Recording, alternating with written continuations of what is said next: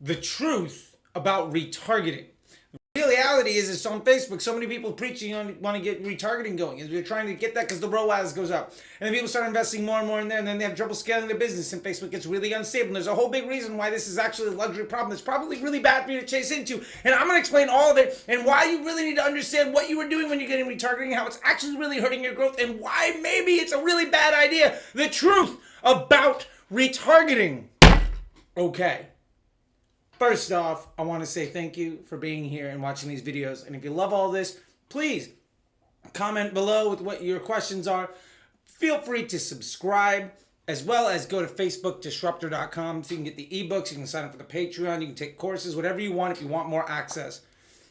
And do not be shy about asking me questions about any of the things that I say, because I stand behind them 100%. So let's get to the bottom of it. The truth about retargeting, specifically on Facebook.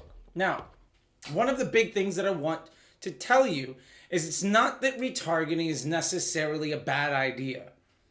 However, retargeting is basically a luxury problem. And that's the case for 3 reasons. Number 1, retargeting can make your Facebook ROAS look great. But if you're running email or search or any other platform, the more you rely on Facebook retargeting, the more likely that every sale you make is actually taking credit for something else. So if you make a sale, Facebook might get credit, but your email team might, and your search might. Just because you're hitting that person repeatedly doesn't mean that that's the ad or the resource or the position that gets the person to take the click to get them across the finish line. So, number 1 reason why retargeting is a luxury problem is because if you have any sort of a multi-channel marketing approach, basically you're trying to lean into Facebook taking credit for more and more work. And it does not necessarily increase the amount of revenue that you get. Number 2, Facebook is already doing your retargeting for you. Now, this is a big thing that I think so many people fundamentally misunderstand. Facebook is already doing your retargeting for you. If you notice, if you ever go into the frequency section on your columns, you'll see that it is never 1. Meaning Facebook is showing your ad to the same person more than once, even if at broad. Which means Facebook is retargeting people, even at broad, because it's showing that person that ad repeatedly. Now remember, Facebook's objective is to show people content to keep them on the platform. So their other objective is to also help you make sales based on the ads on the platform. So they really try to take your content and show it to the people that are most likely to receive it positively. Now, when you target broad, it doesn't mean that Facebook's just showing it to anybody. It means that you're letting Facebook show it to anybody that they think will react positively. Now, between you and me, who do you think is going to react more positively? Somebody that has never ever heard of you from any day in their life, or the person that added to cart yesterday and is back online today? Fact is, that person that added to cart yesterday is in your broad audience right now, unless you exclude them. And I'm not saying you should get into exclusions. What I'm getting at is, your broad audience is already doing your retargeting for you. And this is another reason why, honestly, the concept of a retargeting ad versus a prospecting ad is also total bullshit. Just have the ads that get the job done and let them see anybody anywhere in the funnel, because every ad set, every audience is a retargeting audience. Even if you've excluded all of your retargeting audience, you didn't exclude people that were shown an ad before. You can't do that. Even if you have gone so far to get every exclusion for every single thing, and you're saying my prospecting has to convert the person on the very first thing. Hello, buy this thing. You are proposing marriage, knocking on the door on the very first date, and that's how you're going to run your business, which, by the way, is a terrible idea. The point here is, Facebook is doing it already, so you don't have to. Which brings us really to the third biggest piece. It's not that retargeting has no value. There is value to it. And this value really comes after you've already gotten to large enough saturation at broad and you're noticing diminishing returns at bringing in new customers. And you're able to really evaluate that my pain point is somewhere in my middle or bottom funnel. Facebook retargeting for me is actually doing so much of it that I need to take control. So you are taking back control because Facebook's doing too good of a job at it, and it's actually preventing you from growing your business. If all of your ad dollars are spent retargeting everybody, eventually there's nobody new to retarget. In these cases, it might be worthwhile to introduce some retargeting and some exclusions to force money up the funnel. Now, between you and me, that generally happens at thousands of dollars a day in ad spend. If you're at $100 or at $500, unless your product is like $3 to make a sale, odds are you are not reaching nearly enough for people that are already aware of your business to really need to install a level of complexity. Now, the second side of this is that it's also incredibly expensive. Now, I know you're saying, well, no, Charlie, you don't know what you're talking about. My retargeting ads get a customer for so much cheaper. Yeah. But that's an added cost to get that customer. So it's not just retargeting audience spend, it's also the prospecting audience spend.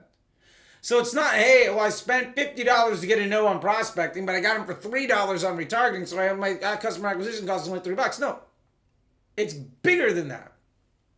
Because you had to spend money to make them into this audience and then spend additional money to convert them here. In addition to that, if you're going to get your retargeting effort out of the learning phase, that's additional money. Now, that's going to make your prospecting dumber because you're not able to give your prospecting or your broad full funnel campaigns the whole picture. So they're inherently seeing worse inventory at a lower level of data, which makes them dumber. So you're making the choice to make Facebook stupid. In addition to that, if you can't get that retargeting audience out of the learning phase, odds are the results are not going to be very consistent. And if you're making different ads for it, now you have to test all of those ads. So do you have the time and money and the runway in your business to prove out which retargeting audience is right? To prove out that not only is that a good retargeting audience, but it actually brings incremental sales volume to your business and allows you to scale the top of the funnel to support it. Also, did you have the right creative for that effort? Is there the right ad for that? Is it the right offer? Is it the right landing page? You're going to treat that person completely different. Do you have the budget, the time, the sense, the know-how, and the tracking and attribution in place to effectively run several businesses to sell one product? Because it is a very, very different discipline to focus purely on hitting people that already told you to fuck off or that didn't want to buy. For whatever the reason was. Maybe they didn't like your product. Maybe they didn't have a credit card on them. Maybe they were just drunk when they were clicking in the first place. Retargeting people is a whole business in and of itself.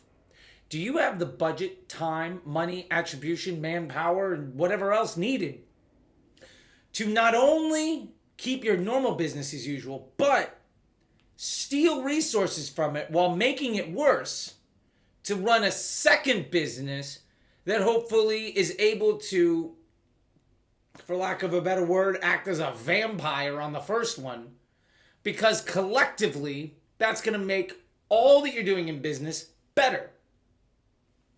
Now, the answer to this at some point in time is yes. Most businesses at scale can figure this out. But there's a big word there, at scale.